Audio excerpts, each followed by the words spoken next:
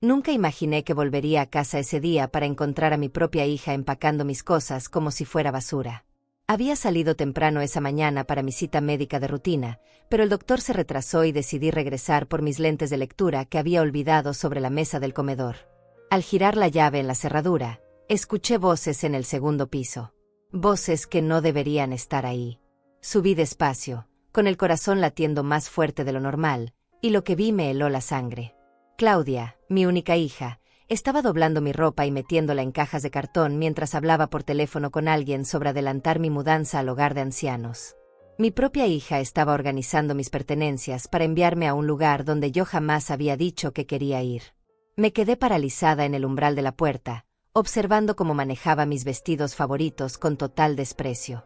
Pablo, su marido, estaba revisando mis documentos en el escritorio, sosteniendo papeles que reconocí como los títulos de propiedad de mi casa. La misma casa que construí con mis propias manos y el sudor de 30 años de trabajo. Claudia reía mientras decía por teléfono que ya no tenía condiciones de vivir sola, que era lo mejor para todos. Para todos menos para mí, por supuesto. Sentí como si el piso se abriera bajo mis pies. Esta era mi hija, la niña que crié sola después de quedar viuda, la que siempre dije que era mi orgullo y mi razón de vivir. Ahora estaba ahí, en mi propia casa, planeando deshacerse de mí como si fuera un obstáculo en su camino hacia la felicidad. Me escondí detrás de la puerta, temblando, mientras escuchaba cada palabra que salía de su boca. Hablaba de papeles que ya había firmado, de una cama que ya estaba reservada, de cómo sería mucho mejor para mi salud mental estar rodeada de gente de mi edad. Pablo levantó la vista de los documentos y sonrió con esa mueca que siempre me había resultado inquietante. Ahora entendía por qué. Sus ojos brillaban con una codicia que me revolvía el estómago. La casa que tanto amaba, donde había criado a mi hija, donde había llorado la muerte de mi esposo, donde había construido cada rincón con amor y sacrificio, ahora era solo una propiedad que ellos querían para sí mismos. Claudia colgó el teléfono y le dijo a Pablo que todo estaba listo para el lunes. El lunes. Eso era en 3 días. 3 días para que mi propia familia me enviara a un lugar donde no quería estar, donde no conocía a nadie, donde moriría lentamente de tristeza y abandono. Mis piernas comenzaron a temblar. No por la edad, como ellos siempre decían, sino por la traición. Por la puñalada que me estaba dando la persona que más amaba en este mundo. Escuché a Pablo preguntarle si yo sospechaba algo. Claudia se rió y respondió que no, que yo era demasiado ingenua para darme cuenta de lo que estaba pasando. Que siempre había sido así, demasiado confiada, demasiado buena para mi propio bien. Esas palabras me dolieron más que cualquier golpe físico. Mi propia hija me veía como una tonta, como alguien fácil de manipular y engañar. Y lo peor de todo era que hasta ese momento, tenía razón. Vi cómo Pablo tomó mis joyas del joyero, las mismas que mi difunto esposo me había regalado en nuestros aniversarios. Las metió en una bolsa como si fueran chatarra.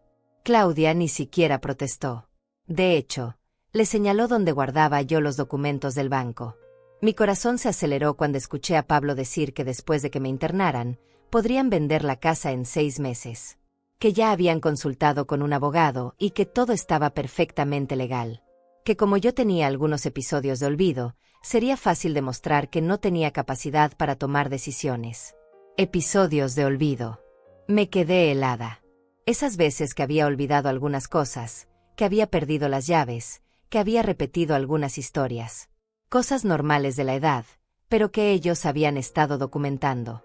Habían estado construyendo un caso en mi contra durante meses, tal vez años.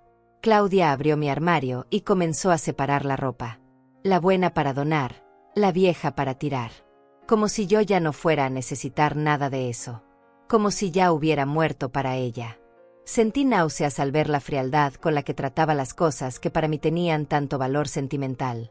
Pablo encontró mi libreta de ahorros y silbó de satisfacción.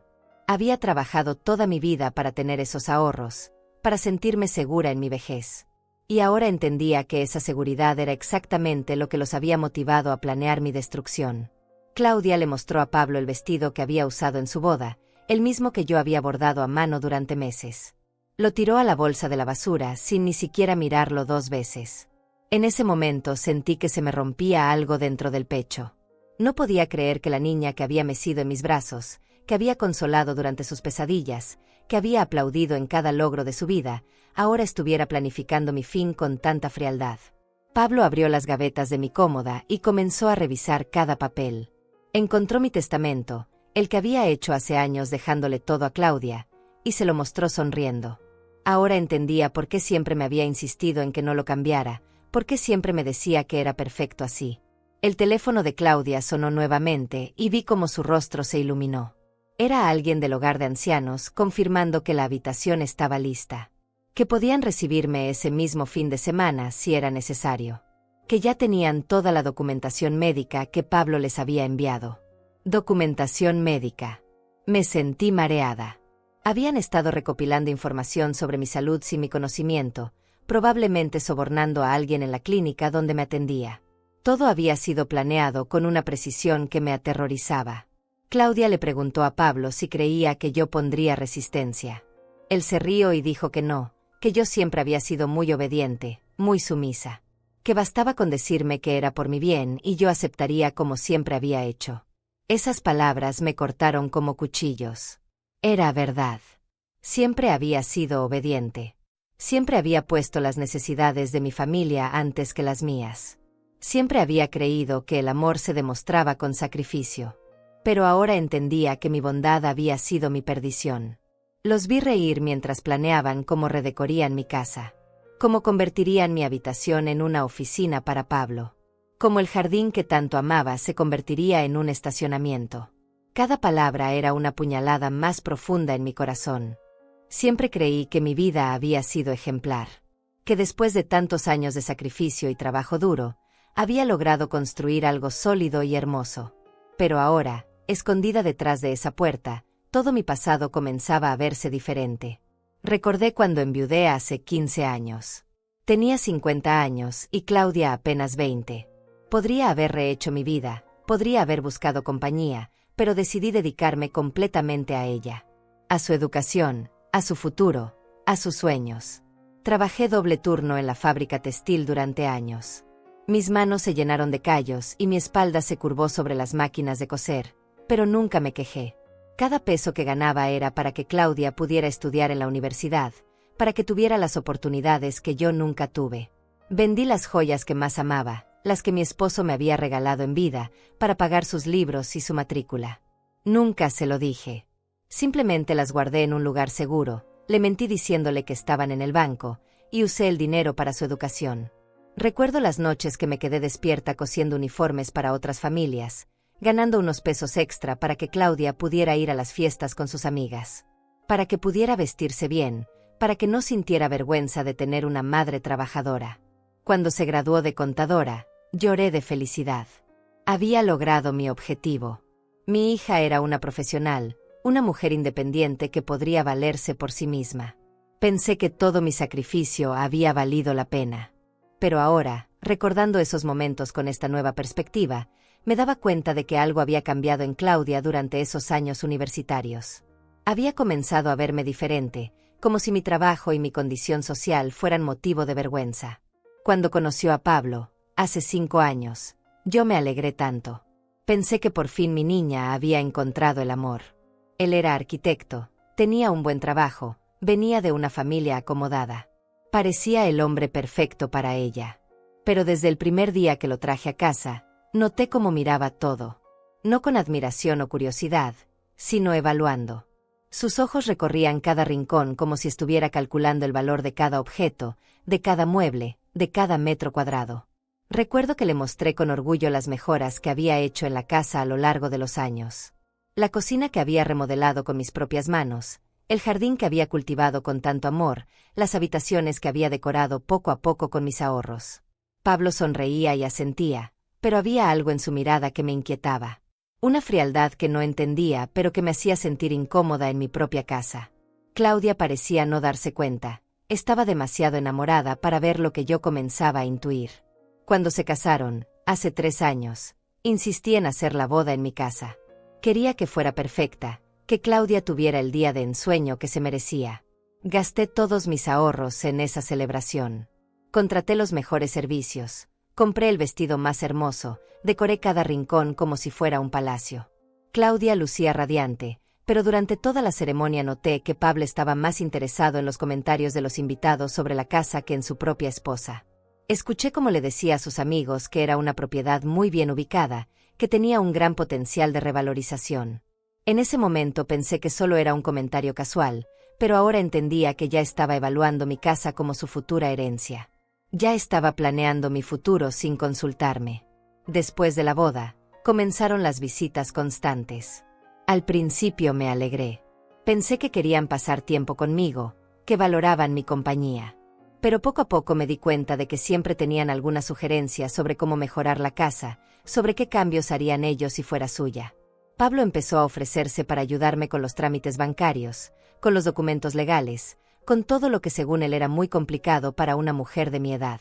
Yo, ingenua como siempre, se lo agradecí. Pensé que era maravilloso tener un yerno tan atento y servicial. Claudia también cambió su actitud hacia mí. Comenzó a tratarme como si fuera una niña que no podía tomar decisiones por sí misma. Siempre tenía una opinión sobre lo que yo debía hacer, sobre cómo debía gastar mi dinero, sobre cómo debía organizar mi vida. Cuando cumplí 65 años, me sugirieron que sería buena idea hacer algunos exámenes médicos preventivos. Que a mi edad era importante cuidar la salud mental tanto como la física. Nuevamente, pensé que era una muestra de amor y preocupación por mi bienestar. Pero ahora, escuchando su conversación, entendía que esos exámenes habían sido parte de su plan. Habían estado recopilando evidencia médica para demostrar que yo no tenía capacidad para vivir sola, para tomar decisiones importantes sobre mi vida y mi patrimonio.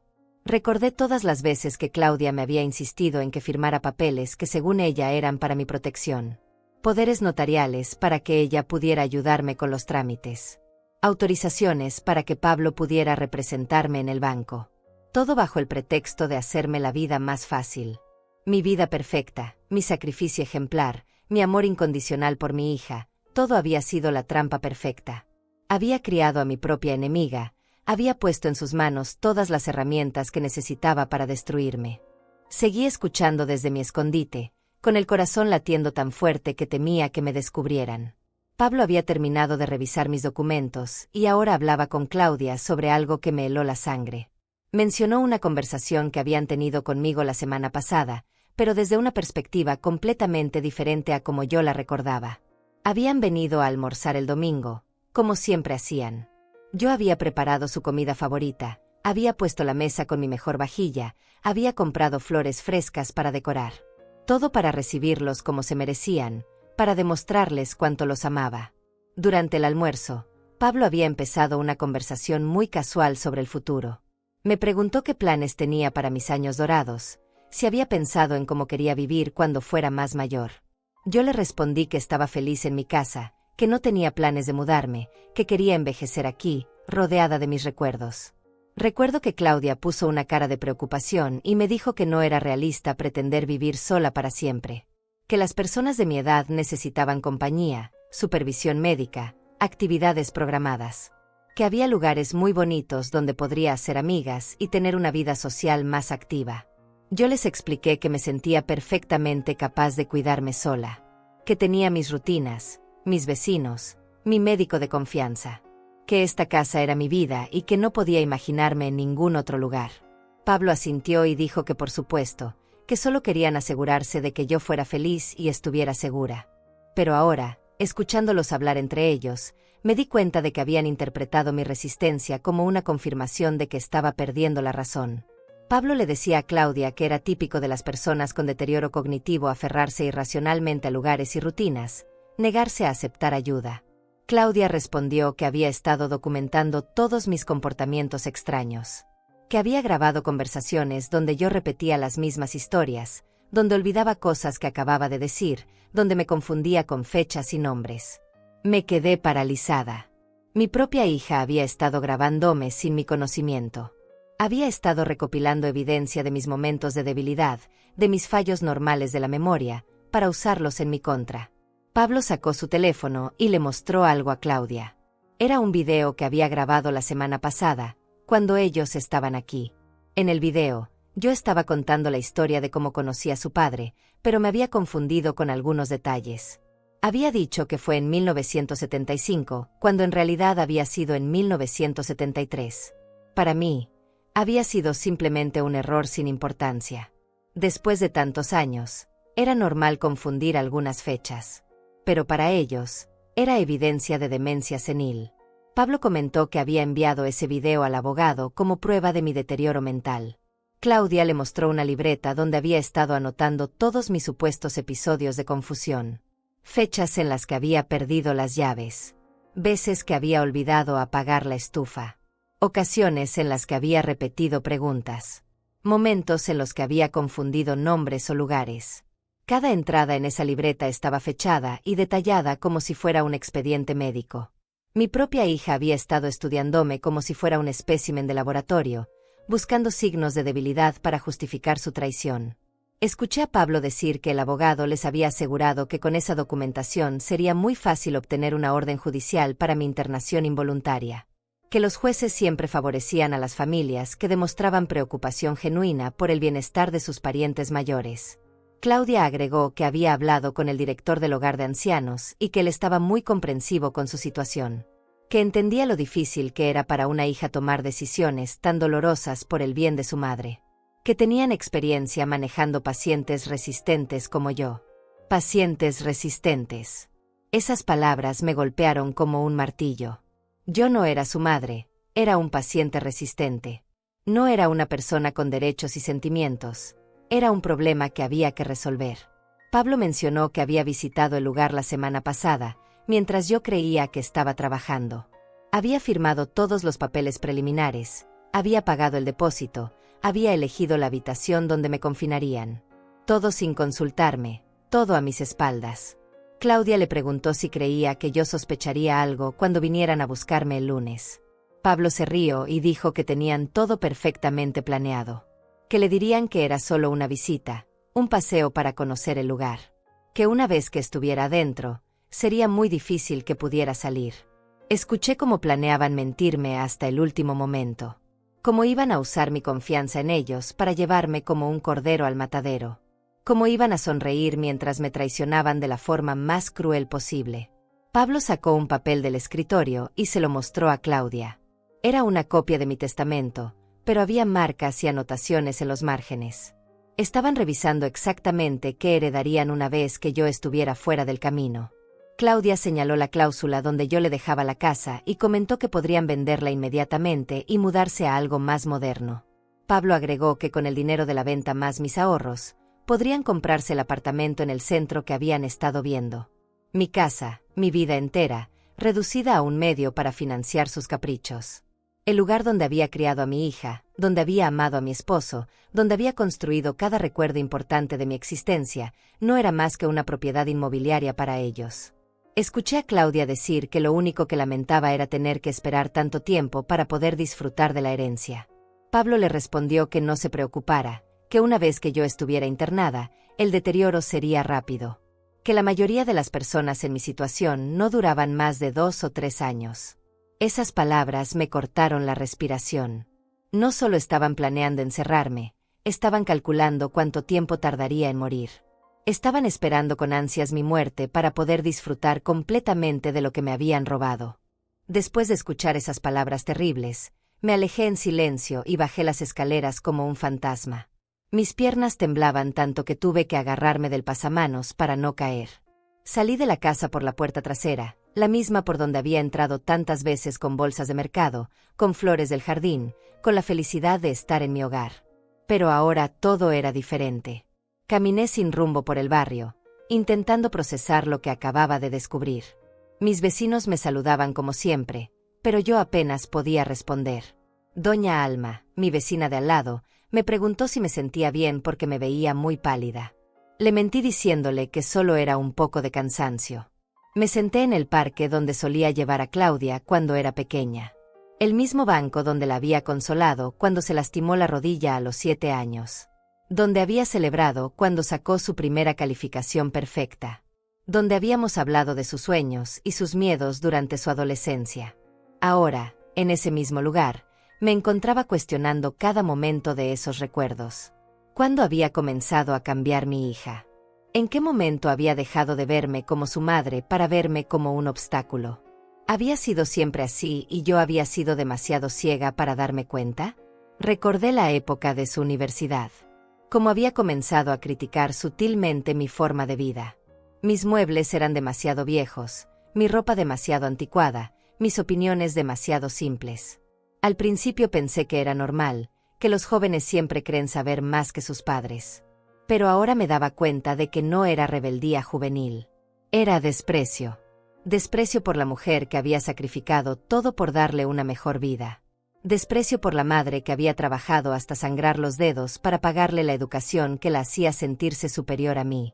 Pensé en todas las veces que había notado algo extraño en su comportamiento, pero había decidido ignorarlo. Como cuando empezó a preguntarme obsesivamente por mis contraseñas bancarias, diciéndome que era por seguridad. Como cuando comenzó a insistir en que firmara papeles que según ella me protegerían legalmente.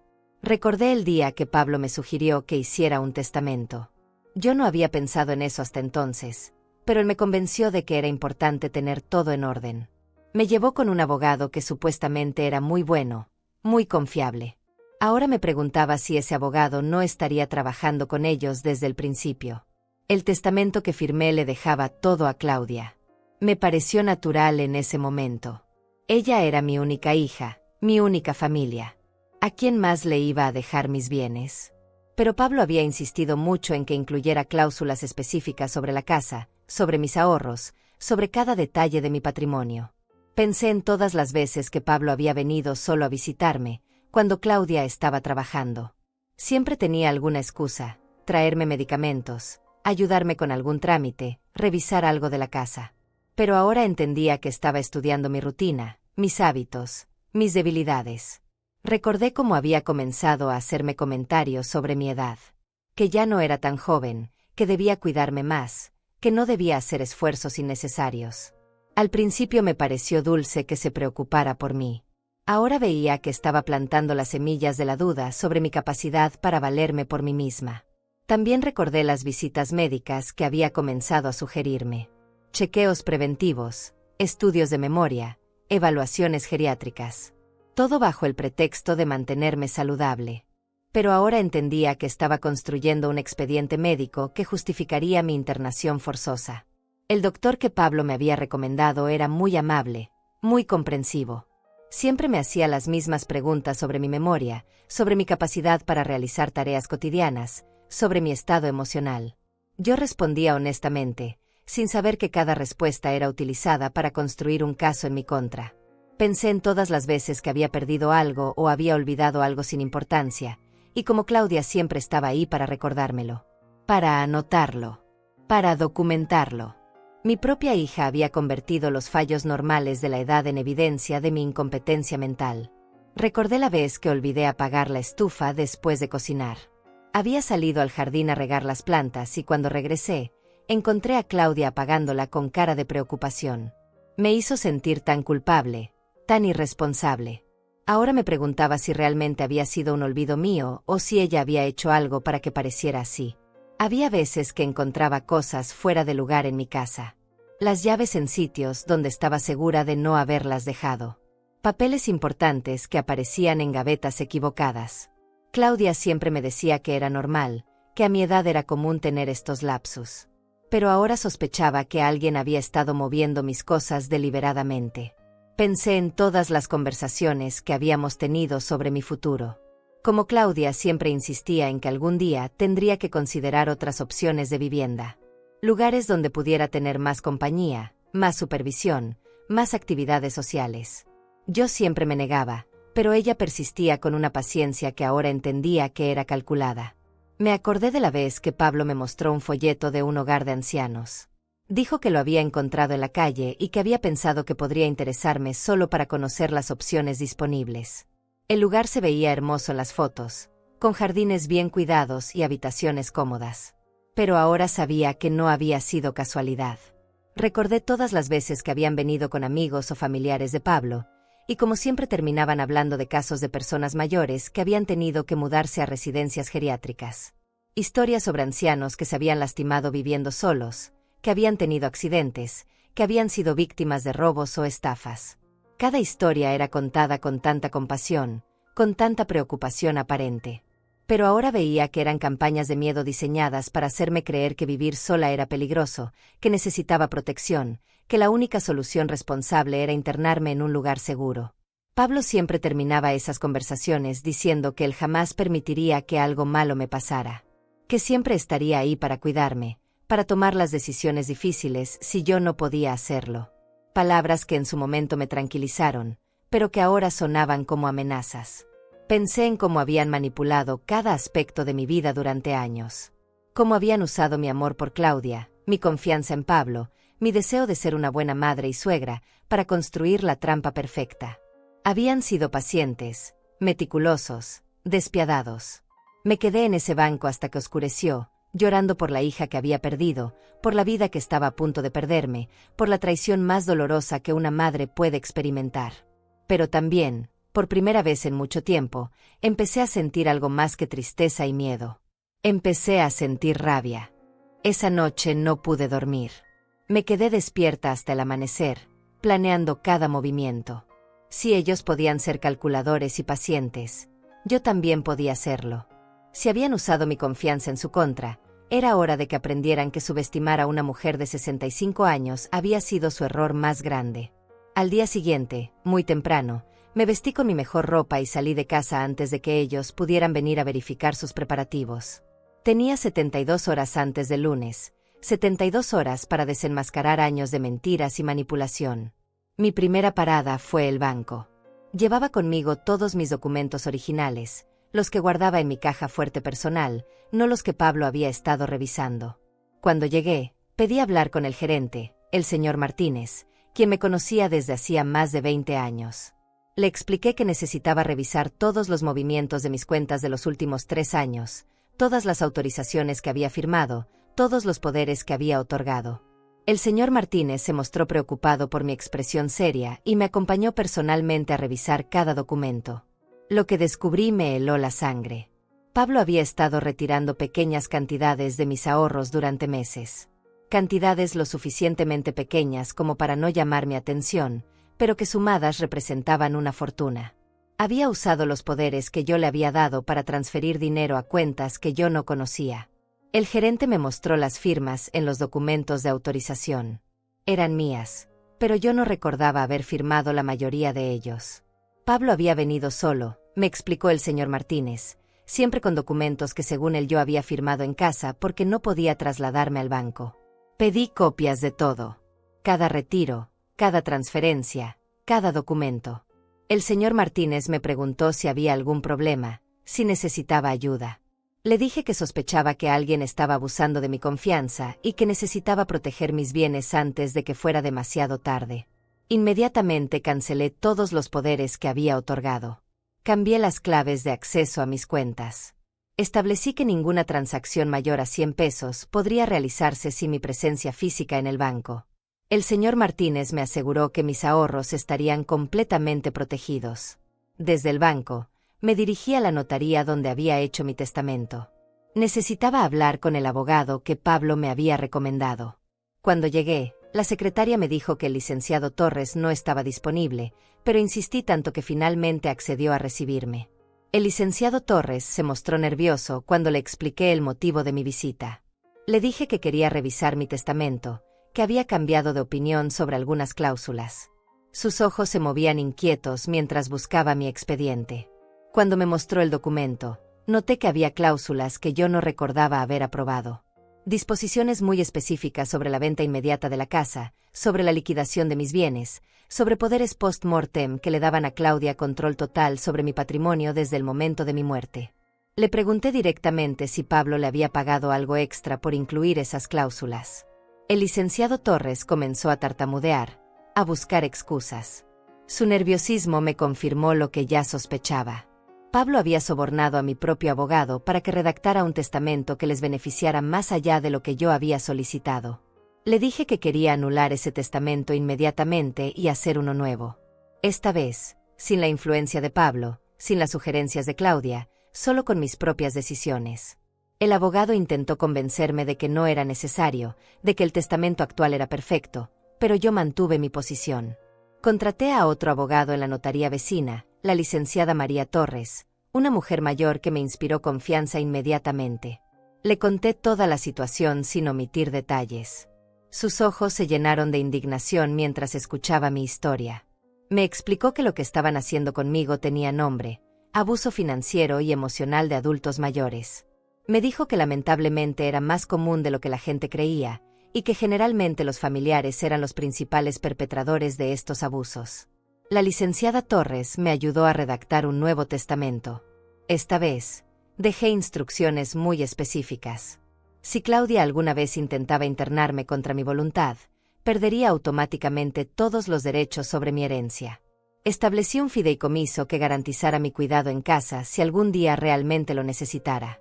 También incluí cláusulas para que una parte significativa de mis bienes fuera destinada a organizaciones que protegen a adultos mayores víctimas de abuso familiar. Quería que algo bueno saliera de esta pesadilla, que mi experiencia pudiera ayudar a otras personas en situaciones similares.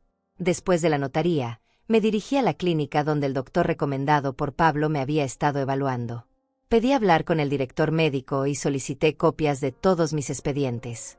Quería saber exactamente qué información habían estado recopilando sobre mí. Lo que encontré en mis expedientes médicos me llenó de horror. Había reportes sobre episodios de confusión que yo no recordaba haber tenido. Descripciones de comportamiento errático que supuestamente había mostrado durante las consultas. Evaluaciones psicológicas que sugerían un deterioro cognitivo avanzado. Pero lo más perturbador era que muchos de estos reportes estaban basados en información proporcionada por Pablo y Claudia. Ellos habían estado alimentando al doctor con historias falsas sobre mi comportamiento en casa, historias que él había incluido en mi expediente sin verificar. Le expliqué al director médico que sospechaba que alguien había estado proporcionando información falsa sobre mi estado mental. Solicité una evaluación independiente con un geriatra de mi elección, no con el doctor que Pablo había recomendado. El director se mostró muy comprensivo y me programó una cita inmediata con la doctora Elena Morales, una especialista en geriatría con excelente reputación. También ordenó que se hiciera una investigación interna sobre el doctor que me había estado atendiendo. Durante la evaluación con la doctora Morales, me sometí a todas las pruebas cognitivas y psicológicas disponibles. Quería tener documentación médica irrefutable de que estaba completamente capacitada para tomar mis propias decisiones, para vivir de forma independiente, para manejar mis asuntos financieros. Los resultados fueron exactamente lo que esperaba.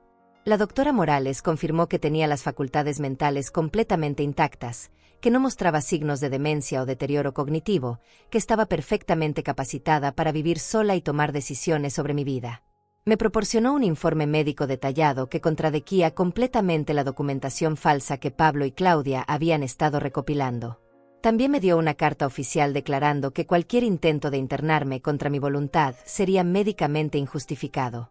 Esa tarde, me dirigí a la comisaría de policía más cercana.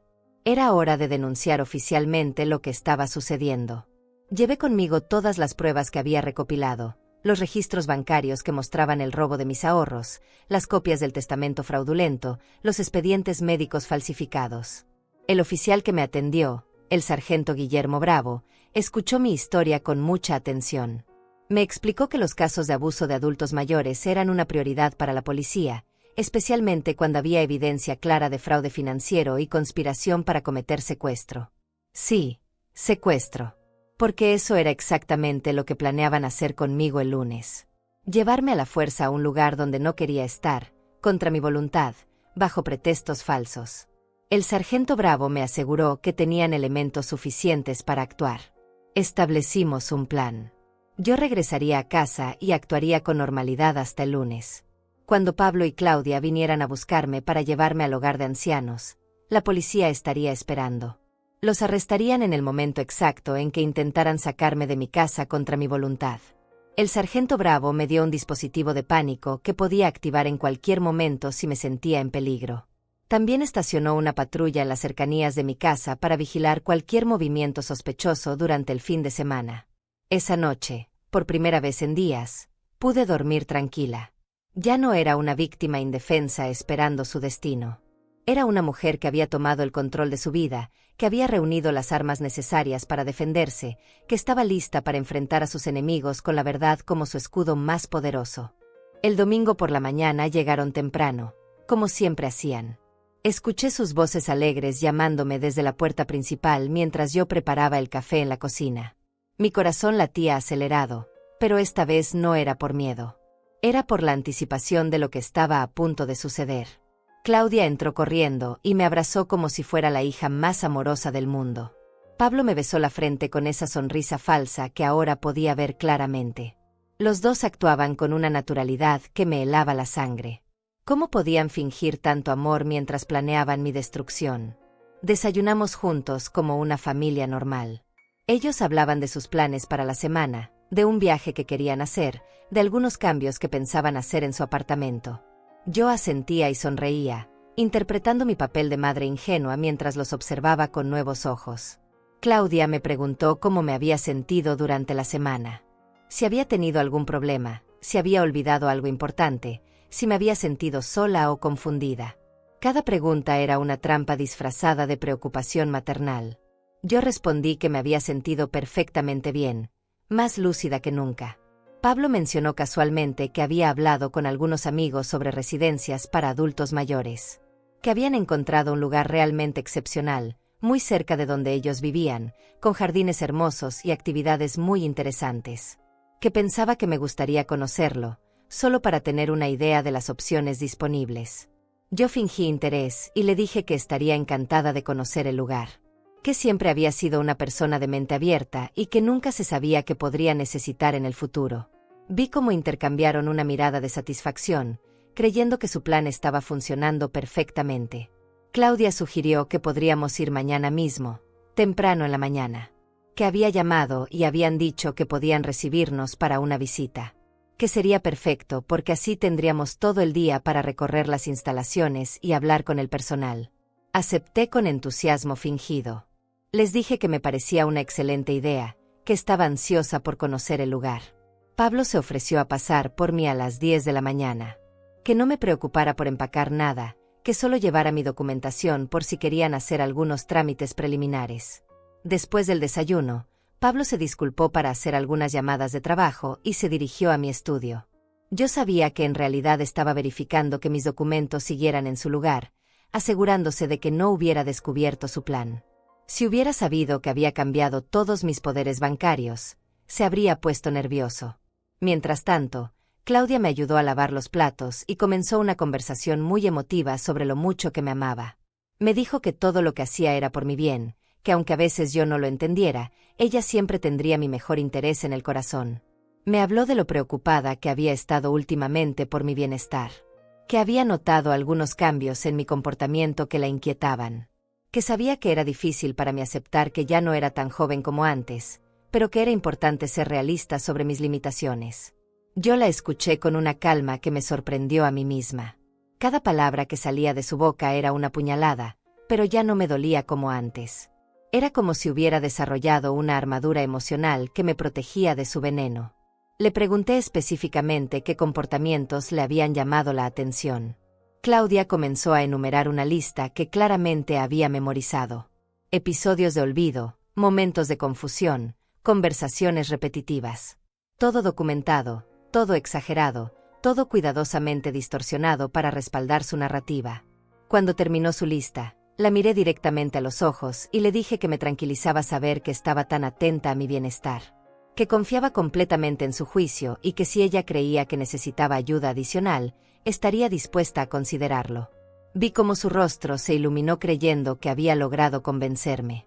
Pablo regresó del estudio con expresión satisfecha. Había encontrado todos los documentos que necesitaba en su lugar. No sabía que las copias que había estado revisando ya no tenían ningún valor legal, que yo había cancelado todos los poderes que le había otorgado. Pasamos el resto del día como una familia normal. Vimos televisión juntos. Pablo me ayudó a arreglar una puerta que se había desajustado. Claudia me mostró fotos de sus últimas vacaciones. Todo tan normal, tan familiar, tan completamente falso. Durante el almuerzo, Pablo mencionó que había estado pensando en mi futuro financiero. Que creía que sería buena idea consolidar mis ahorros en una cuenta que él pudiera manejar más fácilmente, por si yo necesitaba cuidados especiales en algún momento. Que ya había hablado con el banco y que solo necesitaba mi autorización. Le dije que me parecía una idea excelente, que confiaba completamente en su capacidad para manejar mis finanzas. Que mañana, después de visitar la residencia, podríamos pasar por el banco para hacer los trámites necesarios. Pablo sonrió ampliamente, sin saber que ya era demasiado tarde para sus planes financieros.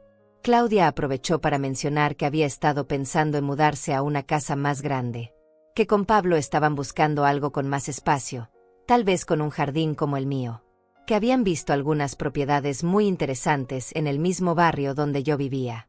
Entendí perfectamente lo que estaba haciendo. Estaba preparándome psicológicamente para la idea de que ellos se mudarían a mi casa una vez que yo estuviera internada. Quería que yo misma sugiriera que se quedaran aquí, que se encargaran del lugar mientras yo estaba ausente. Les dije que me parecía maravilloso que quisieran mudarse al barrio. Que si alguna vez necesitaban un lugar temporal mientras encontraban su casa perfecta, siempre serían bienvenidos aquí. Que esta casa era tan grande para una sola persona, y que me alegraría saber que alguien la estaba cuidando. Vi cómo intercambiaron otra mirada de triunfo. Creían que me estaban manipulando magistralmente, que estaba cayendo en todas sus trampas sin siquiera darme cuenta. No tenían idea de que era yo quien los estaba manipulando a ellos. Por la tarde, Pablo se ofreció a revisar mi botiquín de medicamentos. Dijo que quería asegurarse de que estuviera tomando todo correctamente, que no hubiera medicamentos vencidos o combinaciones peligrosas. Yo le permití hacerlo, fingiendo gratitud por su preocupación. Mientras revisaba mis medicinas, noté que sacó discretamente algunas pastillas que no reconocí. Cuando le pregunté qué eran, me dijo que eran vitaminas que el doctor había recomendado para mi memoria. Que debía tomarlas todas las noches antes de dormir para mantener mi mente aguda. Por supuesto, no eran vitaminas. Probablemente eran sedantes o algo para hacerme más confusa, más maleable. Tal vez llevaban meses dándome esas pastillas sin mi conocimiento, usándolas para crear los episodios de confusión que luego documentaban como evidencia de mi deterioro mental. Tomé las pastillas que me dio y fingí tragarlas, pero las escondí bajo mi lengua hasta poder escupirlas discretamente. Esta noche dormiría con la mente completamente clara, lista para enfrentar el día más importante de mi vida. Cuando se fueron esa tarde, me abrazaron con una ternura que me revolvió el estómago. Claudia me dijo que me amaba, que todo lo que pasaría mañana sería por mi bien. Pablo me aseguró que estaría en las mejores manos, que no me preocupara por nada. Los despedí en la puerta con una sonrisa, sabiendo que sería la última vez que pisarían mi casa como visitantes bienvenidos. La próxima vez que los viera, sería bajo circunstancias muy diferentes. Esa noche, revisé una vez más todos los documentos que había reunido. Las pruebas de su traición estaban todas ahí, organizadas y listas para ser presentadas. También verifiqué que el dispositivo de pánico que me había dado la policía estuviera funcionando correctamente. Me acosté temprano, pero no pude dormir. No por nervios o miedo, sino por la anticipación. Mañana se haría justicia. Mañana descubrirían que habían subestimado gravemente a la mujer que creían poder manipular y controlar. Mañana aprenderían que Lorenza Fagundes no era la víctima que habían imaginado. El lunes llegó con un cielo gris que parecía presagiar la tormenta que estaba a punto de desatarse. Me levanté antes del amanecer, me vestí con mi mejor conjunto y me preparé un desayuno completo. Quería estar en perfectas condiciones para lo que estaba por venir. A las 9:30, escuché el auto de Pablo estacionarse frente a mi casa. Llegaban temprano, probablemente ansiosos por poner en marcha su plan final. Me asomé por la ventana y los vi revisando algunos papeles antes de bajar del auto. Claudia llevaba una cartera grande, seguramente llena de documentos falsos para justificar mi internación. Cuando tocaron la puerta, les abrí con una sonrisa radiante. Los saludé como si fuera el día más feliz de mi vida. Pablo comentó que me veía muy elegante, muy animada para la visita. Claudia agregó que se alegraba de verme tan entusiasmada con la idea de conocer el lugar. Mientras me ponía el abrigo, Pablo me entregó una pequeña valija que según él había preparado con algunas cosas básicas, por si decidía quedarme a almorzar en la residencia. Cuando la tomé, noté que pesaba más de lo normal. Estaba llena de mi ropa, de mis artículos personales. Habían empacado para una estadía permanente, no para una simple visita. Claudia me preguntó si había tomado mis medicinas matutinas. Le dije que sí, pero que me había olvidado de las vitaminas especiales que Pablo me había dado. Él se ofreció inmediatamente a buscarlas, pero yo le dije que no se preocupara, que las tomaría cuando regresáramos. Subimos al auto y durante el viaje mantuvieron una conversación ligera sobre el clima, sobre los planes que tenían para la semana. Pero yo notaba la tensión en sus voces, la forma como se miraban cuando creían que no los estaba observando. Sabían que este era el momento de la verdad. Cuando llegamos a la residencia, quedé impresionada por las instalaciones. Era realmente un lugar hermoso, con jardines bien cuidados y edificios modernos. Por un momento entendí cómo podían usarlo para convencer a familias legítimamente preocupadas por sus parientes mayores. Nos recibió el director, un hombre mayor de aspecto distinguido que nos saludó como si fuéramos viejos amigos. Se dirigió a mí con una condescendencia que me resultó inmediatamente molesta, hablándome como si fuera una niña pequeña en lugar de una adulta capaz de tomar sus propias decisiones. Pablo y Claudia intercambiaron saludos familiares con el director. Era evidente que habían estado aquí varias veces, que habían estado planeando esto durante mucho tiempo. El director mencionó que mi habitación estaba lista, que habían preparado todo según las especificaciones que ellos le habían dado. Durante el recorrido por las instalaciones, el director me explicaba cada servicio como si ya fuera una residente. Mencionaba los horarios de las comidas, las actividades programadas, las reglas de visitas. Todo en pasado, como si mi mudanza ya fuera un hecho consumado. Claudia caminaba a mi lado, tomándome del brazo como si fuera frágil o inestable. Cada vez que yo hacía algún comentario o pregunta, ella lo interpretaba como una señal de confusión. Si preguntaba por el horario de algo, decía que no me preocupara, que el personal se encargaría de todo. Si admiraba el jardín, comentaba que sería perfecto para mis paseos supervisados. Pablo hablaba con el director sobre aspectos administrativos. Escuché fragmentos de conversación sobre pagos mensuales, sobre cláusulas especiales para residentes resistentes, sobre protocolos de seguridad para personas que intentaran marcharse sin autorización. Cuando llegamos a la habitación que supuestamente habían preparado para mí, sentí un escalofrío. Era pequeña, estéril, con barrotes discretos en las ventanas. La cama tenía barandillas laterales como las de un hospital. Había cámaras de vigilancia en las esquinas. No era una habitación para un huésped voluntario, era una celda elegante. El director me explicó que las cámaras eran para mi seguridad, que las barandillas en la cama eran para prevenir caídas nocturnas, que las ventanas tenían cerraduras especiales para evitar accidentes. Cada medida de seguridad era en realidad una medida de prisión. Claudia sacó de su cartera una carpeta llena de documentos. Eran los papeles de internación, ya llenos con mi información personal, ya firmados por ella como mi representante legal. El director revisó cada documento asintiendo con satisfacción. Pablo me preguntó qué me parecía el lugar. Si me sentía cómoda con la idea de mudarme aquí. Si creía que sería un buen cambio para mi estilo de vida. Yo les dije que me parecía muy interesante, que definitivamente era algo que consideraría para el futuro. Pero entonces Claudia dijo algo que me heló la sangre. Me explicó que no era necesario esperar al futuro, que ya habían tomado la decisión por mí. Que después de consultar con médicos y abogados, habían determinado que ya no tenía capacidad para vivir sola, que lo mejor para mi salud y seguridad era quedarme aquí permanentemente. Pablo agregó que ya habían cancelado los servicios de mi casa, que habían empezado a empacar mis pertenencias. Que entendían que podría ser difícil para mí al principio, pero que con el tiempo me daría cuenta de que era lo mejor que podía pasarme. El director sonrió y dijo que era muy común que los nuevos residentes se sintieran un poco confundidos al principio. Que tenían protocolos muy efectivos para ayudar en la transición. Que en unos días me habría adaptado completamente a mi nueva rutina. Fue en ese momento que me di cuenta de que no planeaban llevarme de vuelta a casa. Que habían venido aquí con la intención de dejarme, contra mi voluntad, sin mi consentimiento. Que toda la visita había sido una farsa para facilitar mi secuestro. Les dije claramente que no quería quedarme, que quería regresar a mi casa inmediatamente. Claudia me explicó con voz condescendiente que ya no era mi decisión, que ya no tenía casa, que mi único hogar ahora era este lugar.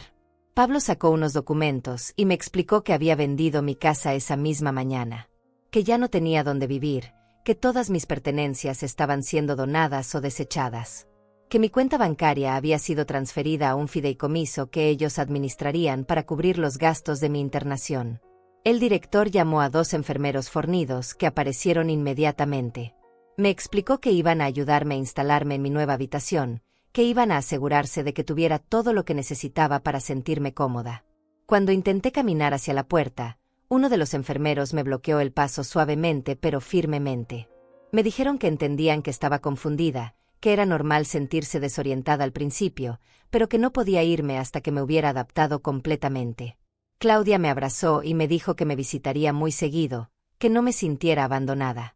Pablo agregó que habían hecho todo esto por amor, porque no podían permitir que me lastimara viviendo sola en condiciones peligrosas. Fue entonces cuando saqué discretamente el dispositivo de pánico que la policía me había dado y lo activé.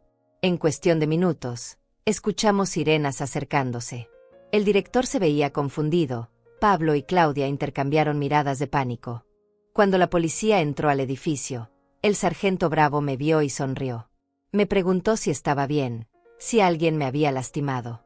Yo le expliqué calmadamente que mi hija y mi yerno habían intentado internarme contra mi voluntad usando documentos falsificados. Claudia gritó que yo estaba confundida, que no sabía lo que estaba diciendo. Pablo intentó mostrarle al sargento los papeles que habían preparado, insistiendo en que todo era legal, que solo querían protegerme. Pero yo saqué de mi bolso todas las pruebas que había recopilado durante los últimos días.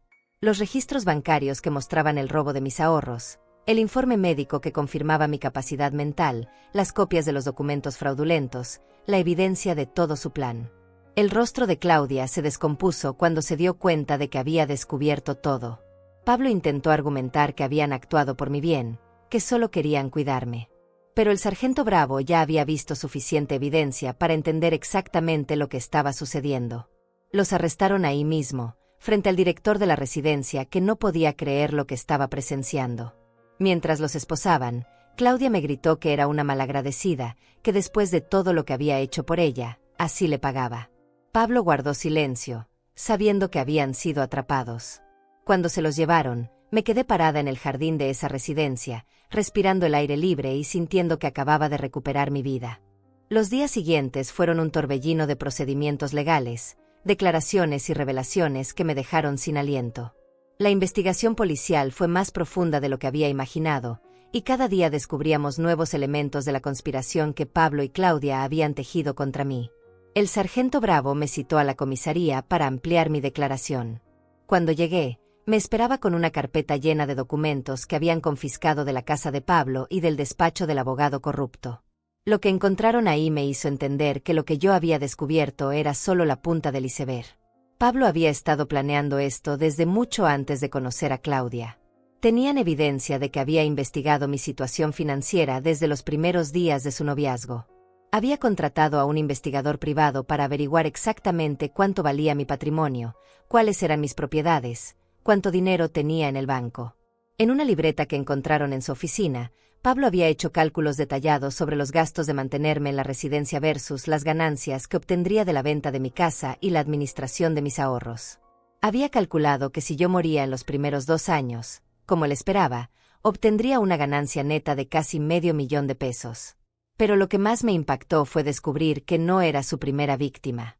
El sargento Bravo me mostró evidencia de que Pablo había tenido otra pareja antes que Claudia, una mujer llamada Luisa Morales, cuya madre había sido internada en circunstancias muy similares a las que habían planeado para mí. La señora Herminia Morales había sido una mujer adinerada de 70 años que vivía sola en una casa hermosa. Pablo había convencido a Luisa de que su madre estaba perdiendo la razón, que necesitaba cuidados especializados. La habían internado contra su voluntad usando el mismo abogado corrupto, los mismos métodos de manipulación médica. La señora Herminia había muerto en la residencia 6 meses después de ser internada. Los médicos dijeron que había sido por causas naturales, pero ahora la policía estaba reexaminando el caso. Pablo había heredado todo a través de Luisa, pero había roto con ella inmediatamente después de que el dinero estuviera en sus manos. Cuando confrontaron a Luisa, ella se quebró y confesó todo. Admitió que había sospechado que algo estaba mal, pero que Pablo la había manipulado tanto que había llegado a creer que realmente estaba actuando en el mejor interés de su madre. Ahora vivía con la culpa de haber participado en la destrucción de la mujer que la había criado. El sargento Bravo me explicó que Pablo era lo que los criminólogos llamaban un depredador de patrimonio. Se especializaba en identificar mujeres jóvenes con madres o parientes mayores adinerados, seducirlas, ganarse su confianza, y luego usar esa confianza para acceder al patrimonio familiar. Claudia, cuando se dio cuenta de la magnitud de lo que había hecho, intentó echarle toda la culpa a Pablo. Alegó que él la había manipulado, que ella realmente creía que estaba haciendo lo mejor para mí. Pero la evidencia mostraba que había sido una participante activa y entusiasta en cada aspecto del plan. En su teléfono encontraron mensajes donde se burlaba de mí con Pablo. Conversaciones donde planeaban qué harían con mi dinero, cómo gastarían la herencia, qué viajes harían una vez que yo estuviera fuera del camino. En uno de los mensajes, Claudia escribía que no podía esperar a que yo muriera para poder vivir la vida que se merecía. El abogado Torres también fue arrestado. En su oficina encontraron evidencia de que había estado ayudando a Pablo con casos similares durante años. Tenía archivos de al menos 5 familias donde había redactado testamentos fraudulentos y había facilitado internaciones forzosas de adultos mayores. La investigación también reveló que el director de la residencia estaba involucrado en el esquema. Recibía comisiones por cada internación forzosa que facilitaba. Tenía habitaciones especiales equipadas como celdas para retener a residentes que intentaran escapar. Su hermoso jardín era una prisión dorada para personas como yo. Durante una de las audiencias judiciales, tuve que enfrentar a Claudia cara a cara. Ella lloró y me pidió perdón, diciéndome que nunca había querido lastimarme, que Pablo la había engañado tanto como a mí. Pero sus lágrimas no podían borrar los años de traición, la frialdad con la que había planeado mi destrucción. Le dije que lo que más me dolía no era que hubiera querido mi dinero, sino que hubiera estado dispuesta a destruir mi dignidad para obtenerlo. Que hubiera preferido verme morir lentamente en una institución antes que seguir siendo la madre que la amaba incondicionalmente. Pablo, por su parte, nunca mostró remordimiento. Durante toda la investigación mantuvo que había actuado legalmente, que todo lo que había hecho estaba dentro de los límites de la ley. Su frialdad era tal que incluso los policías comentaban que nunca habían visto a alguien tan calculador y despiadado. El juicio fue un proceso doloroso pero necesario. Testifiqué sobre cada detalle de su traición, sobre cómo habían usado mi amor contra mí, sobre cómo habían convertido mi bondad en su arma más efectiva. Luisa también testificó sobre lo que le habían hecho a su madre, llorando mientras describía los últimos días de la señora Herminia en la residencia. La doctora Morales testificó sobre mi capacidad mental, confirmando que no había absolutamente nada que justificara una internación forzosa. El señor Martínez del banco explicó cómo Pablo había estado robando sistemáticamente mis ahorros usando los poderes que yo había firmado confiadamente. Durante el juicio salieron a la luz más víctimas. Otros casos donde Pablo había usado métodos similares, otras familias que habían sido destruidas por su codicia. El fiscal describió a Pablo como un depredador serial que se había especializado en explotar el amor familiar y la confianza intergeneracional. Cuando llegó el momento del veredicto, sentí una mezcla de alivio y tristeza.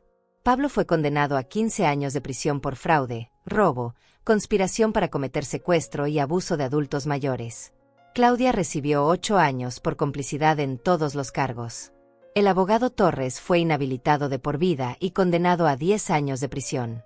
El director de la residencia fue clausurado y él también enfrentó cargos criminales. Pero ninguna condena podía devolverme a la hija que había perdido, la inocencia que había sido destruida, la confianza que había sido traicionada. Después del juicio, me senté en las escalinatas del juzgado y lloré. No por Pablo, que nunca había significado nada para mí. Lloré por Claudia, por la niña que había criado con tanto amor, por la mujer en la que había esperado que se convirtiera, por la relación madre-hija que había muerto para siempre. Luisa se acercó a mí y me abrazó. Las dos habíamos perdido algo irreemplazable, las dos habíamos aprendido la lección más dolorosa que una madre puede aprender, que criar a un hijo con amor no garantiza que ese amor sea correspondido. Pero también había aprendido algo sobre mí misma. Había descubierto una fuerza que no sabía que poseía, una capacidad de lucha que había estado dormida durante años. Ya no era la mujer ingenua que había sido víctima de sus mentiras. Era una sobreviviente, una luchadora, una mujer que había recuperado el control de su propia vida.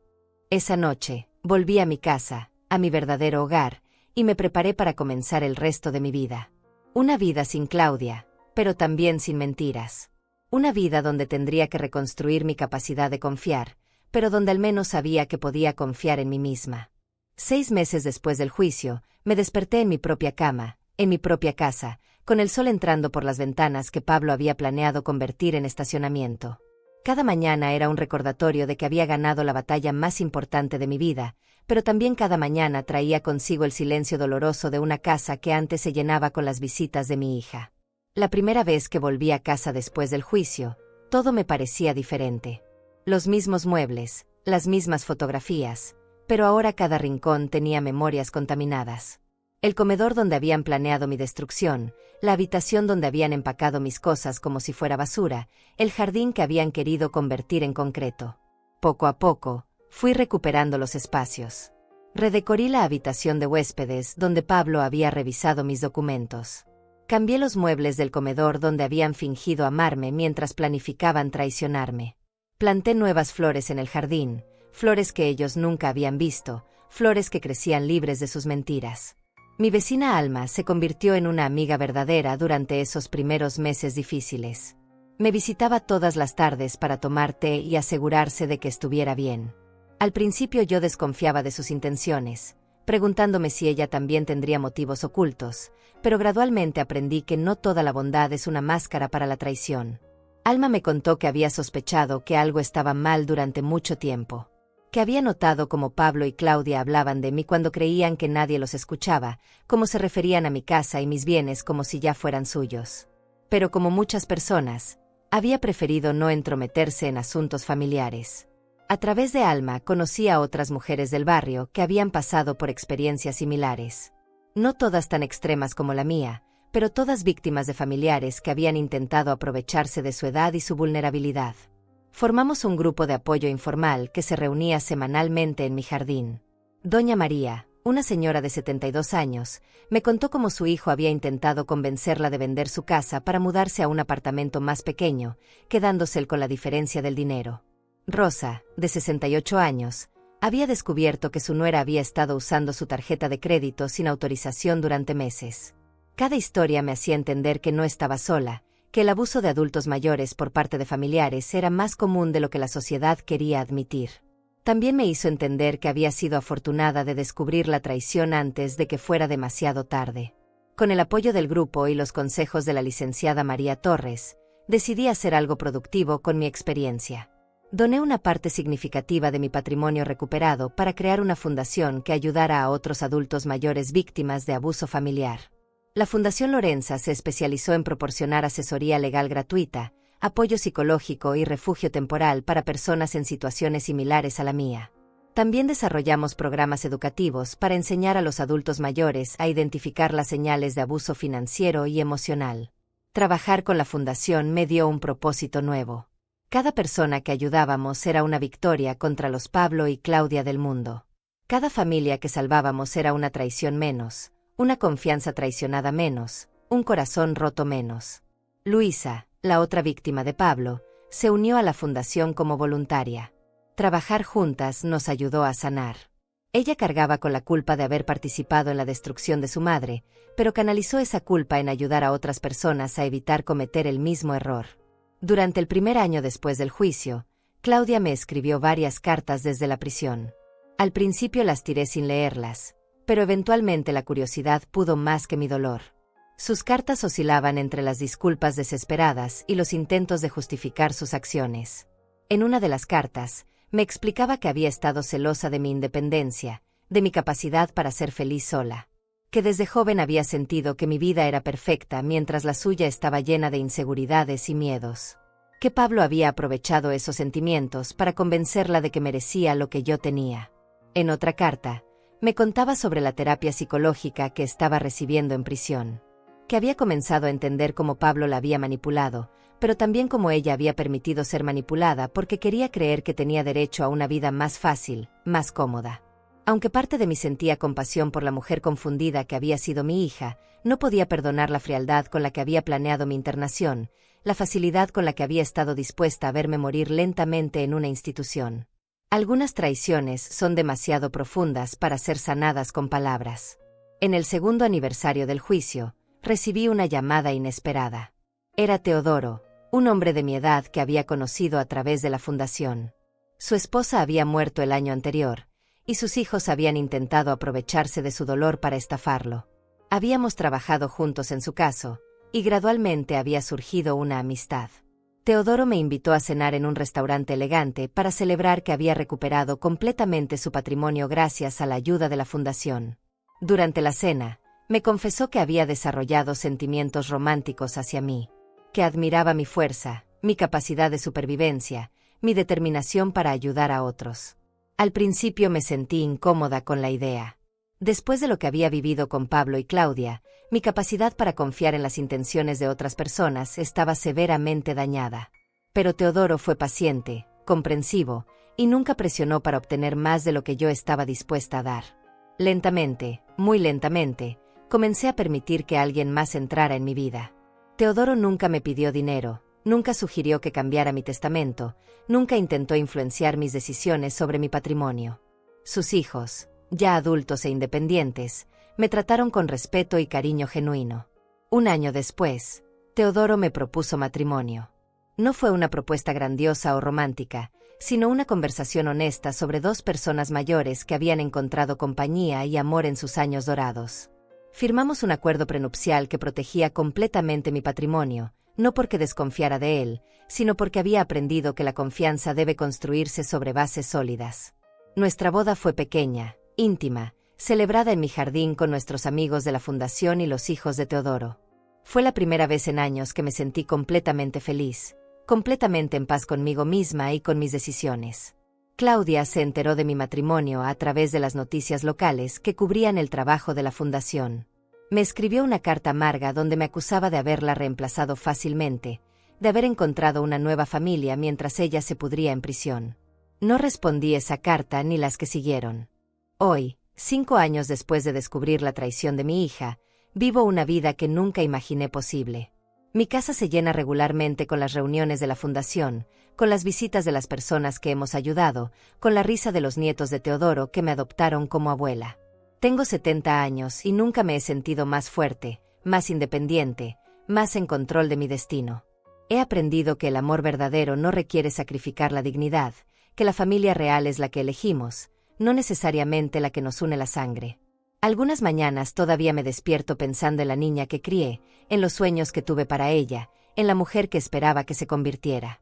Pero ya no lloro por esa pérdida. En su lugar, celebro la mujer que me convertí en el proceso de salvarme a mí misma. La experiencia me enseñó que nunca es demasiado tarde para defenderse, para luchar por la propia dignidad, para reclamar el control sobre la propia vida. Me enseñó que la sabiduría de la edad incluye saber cuándo confiar y cuándo protegerse, cuándo ser generosa y cuándo ser firme. Esta tarde, mientras escribo estas líneas en mi jardín, rodeada de las flores que planté después del juicio, puedo decir con certeza que soy libre. Libre de las mentiras, libre de la manipulación, libre de las personas que ven mi bondad como debilidad. Soy Lorenza Fagundes, tengo 70 años, y esta es mi casa. Nadie me va a sacar de aquí otra vez. Nadie va a tomar decisiones por mí otra vez, nadie va a usar mi amor contra mí otra vez. Hoy estoy sola en este momento, escribiendo estas palabras, pero por primera vez en mucho tiempo, estar sola significa estar en paz. Y esa paz, esa libertad, esa dignidad recuperada, no tiene precio. Vale más que cualquier herencia, más que cualquier casa, más que cualquier cuenta bancaria. Vale toda una vida de lecciones aprendidas de la manera más difícil, pero aprendidas al fin.